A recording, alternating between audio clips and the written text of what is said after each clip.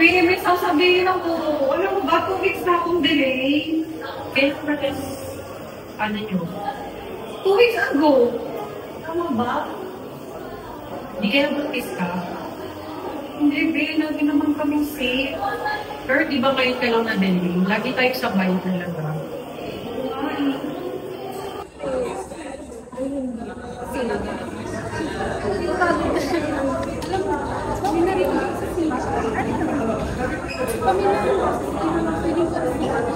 Sure ka ba si Ate dito?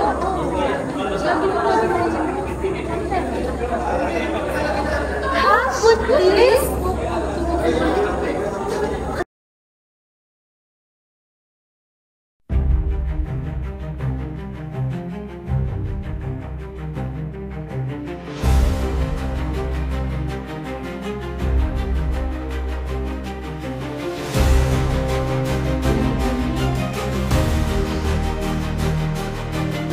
World, media and technology plays a huge role on how we receive and share information.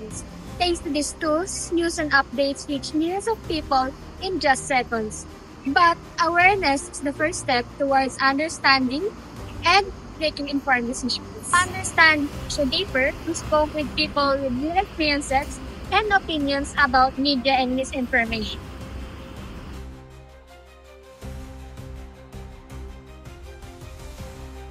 Hello, ma'am. Can you state your name and course? Hi, Links. My name is Fisha Martinez and I'm one of the students of CIT. So I have a question here. Are you aware to this information? Of course. Because in our generation, this information is awareness to some students, especially to some universities.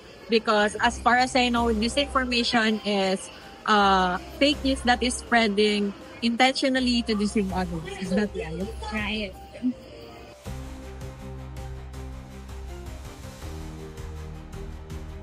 Yes, I believe that people should correct this information when they see it, because this information means you know that it's fake yet you spread those fake news, and it can harm the people, especially if the purpose of this information is to harm their reputation or themselves.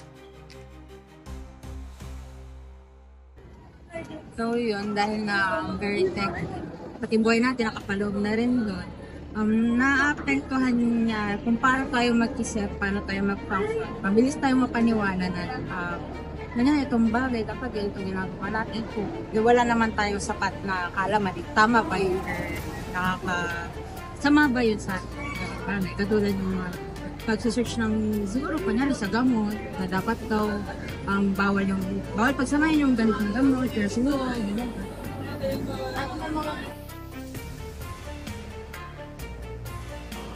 Disinformation kasi nakaka-apekto yun ng perspective ng tao. So, ibig sabihin, pwede niya i-manipulate yung perspective ng tao. So, isa sa mga napapansin ko is kapag may botohan, may kumakalat ng fake news. Kunyari, gagawa doon sila ng malaking hospital or gagawin maganda yung kalsada pero hindi matutupad. So, yun yung isa sa mga bagay na disinformation din.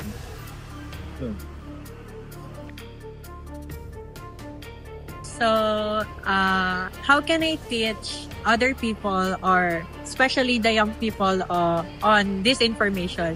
So, my answer for that is you guys should be a smart. As a citizen, of course, dapat nag-rely po talaga kayo sa mga reliable resources such as yung mga news sa TV na talagang confirm na and mga websites na hindi pwedeng edit. And a tip also na huwag kayong magpapaniwala sa mga entertainment apps like TikTok, Facebook, Instagram because all of that is for entertainment purposes only. And for issues and scandals and all.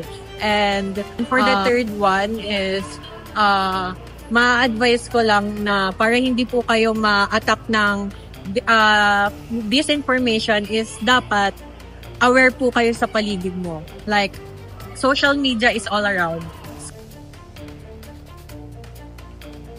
To prevent disinformation, a combination of education, regulation, technology, and individual responsibility is needed. Promote Fact-checking habits like verifying information before sharing. Encourage transparency in political ads and content sponsorship. Social media platforms should be held accountable for how disinformation spread on their platforms. Help educate friends and family, especially older generations, about spotting fake news. Call out or report disinformation when you see it. So always remember to better think before you click.